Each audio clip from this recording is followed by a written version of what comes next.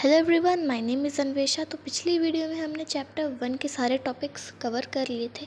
अब chapter 2 parallels and meridians पढ़ना है। तो चलिए इसे स्टार्ट करते हैं। तो हम पहले चैप्टर से ही पढ़ते आ रहे हैं कि जो अर्थ का शेप है वो स्फेरिकल है। शेप में अर्थ जो है वो स्फेरिकल शेप में है। और इस लोकेशंस, अब अर्थ तो बहुत बड़ा है, उसके प्लेसेस भी, जगह भी बहुत बड़े होंगे। तो इन्हीं प्लेसेस को लोकेट करने के लिए, अब हम एक्यूरेट जगह तो नहीं बता पाएंगे ना कि कौन सा कंटिनेंट है, फिर कौन सा कंट्री कहाँ पर है। तो इन्हीं सब को लोकेट करने के लिए, इन सब प्लेसेस को लोकेट करने के लिए ऐसे हम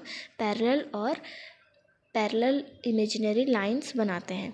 these lines are called parallel and meridians. अब इन्हीं जो इमेजिनरी लाइन्स को हम बनाते हैं, ये कोई असल के लाइन्स नहीं होते हैं अर्थ पर। ये सिर्फ और सिर्फ हम अपने समझने के लिए और उन प्लेसेस को लोकेट करने के लिए इन लाइन्स को इमेजिनरी लाइन्स बनाते हैं, और इन्हें हम पैरेलल्स और मेरिडियंस बोलते हैं।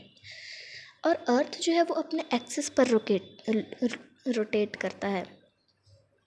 अब ये जो एक्सिस होता है ये भी एक इमेजिनरी लाइन ही होता है जो अर्थ के बीचों बीच बना होता है। इसी एक्सिस पर वो रोटेट करता है। अब अर्थ के जो दो एंड पॉइंट्स हैं, ये ऊपर वाला और नीचे वाला, जो ये फ्लैट है इसलिए तो इसे स्फेयर बोला जाता है, होल सर्कल नहीं बोला जाता है। तो वो जो ऊपर वाला और नीचे वाला, जो पूरा ऊपर और टॉप का, जो टॉप और बॉटम की जो पोल लाइंस हैं उन्हें हम पोल्स बोलते हैं। और ऊपर वाले जो दोनों फिक्स्ड पोल्स होते हैं, ये दोनों के दोनों एकदम फिक्स्ड पॉइंट्स होते हैं, इसलिए हम इन्हें पोल्स बोलते हैं। ऊपर वाले पोल को हम नॉर्थ पोल बोलते हैं और नीचे वाले को हम साउथ पोल बोलते हैं। पहले वीडियो में मैंने समझाया था कि ऊपर को नॉर्थ बोलते हैं, नीचे को साउथ बोलते हैं, इधर के वाले को ईस्ट बोलते हैं और इधर को वेस्ट बोलते हैं।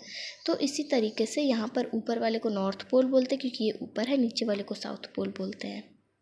अब आते हैं हम अपने पहले टॉपिक की तरफ, जो है पैरेलल्स। इन्हीं लाइंस को हम पैरेलल लाइंस बोलते हैं। और एक और लाइंस होती है जिन्हें हम मेरिडियंस बोलते हैं, जो कि कुछ ऐसे से होते हैं, वो अगले टॉपिक में है। अब ये जो लाइंस हैं ये ग्लोब पर ड्रॉ किए जाते हैं। अब मैंने बताया था कि ये जो अर्थ का पूरा एकदम एक्यूरेट नहीं, कोई सा भी एक ग्लोब जो होता है वो अर्थ का ही एक पार्ट होता है, लेकिन वो उसका एक मॉडल होता है। ठीक है, तो इसी हम ग्लोब पर इसे ऐसे पैरेलल लाइंस और मेरिडियंस बनाते हैं। और ये सर्कल्स जो होते हैं वो ईस्ट से वेस्ट की तरफ रन करते हैं, जिसे हम पैरेलल लाइंस या फिर लाइंस ऑफ लैटिट्यूड भी बोलते हैं। अब हर एक पार्ट का कोई ना कोई, अब कोई सा भी सब्सटेंस रहेगा, फिर कोई सा भी थिंग रहेगा, तो उसके तो ढेर सारे पार्ट्स होंगे ही। इसी तरह से जो अर्थ है वो बीच से डिवाइडेड होता है, 2 पार्ट्स में डिवाइड होता है। ऐसे अगर एक लाइन खींचेंगे तो यहाँ पर एक हो जाएगा एक पार्ट और यहाँ पर हो जाएगा ये दूसरा part.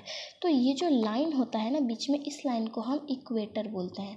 This line is called the equator. बीच का जो पार्ट होता है, ऐसे जो लाइन जो इन दोनों हेमिस्फेयर्स को डिवाइड करता है, नॉर्दर्न हेमिस्फेयर और साउदर्न हेमिस्फेयर को, उसे हम इक्वेटर बोलते हैं। वो सबसे लॉन्गेस्ट पैरेलल लाइन होता है, सबसे लॉन्गेस्ट पैरेलल। अब ये मेरिडियन में नहीं आएगा क्योंकि वो ऐसे होता है मेरिडियन, और पैरेलल लाइंस तो ऐसे होता है, इसी वजह से सबसे लंबा पैरेलल लाइन यही होता है, equator. It is the longest parallel. The part of the earth which lies in the north of the equator is called northern hemisphere. The other half, known as the southern hemisphere, lies to the south of the equator.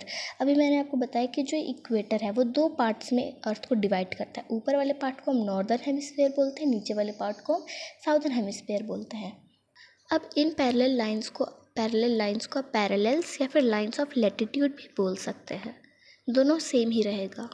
तो ये था first topic ख़त्म होता है। अब next video में हम parts of parallel lines और इम्पोर्टेंस ऑफ पैरेलल लाइंस पढ़ेंगे, और पैरेलल लाइंस के क्या क्या इंपॉर्टेंट फीचर्स होते हैं वो हम अगले टॉपिक में पढ़ेंगे।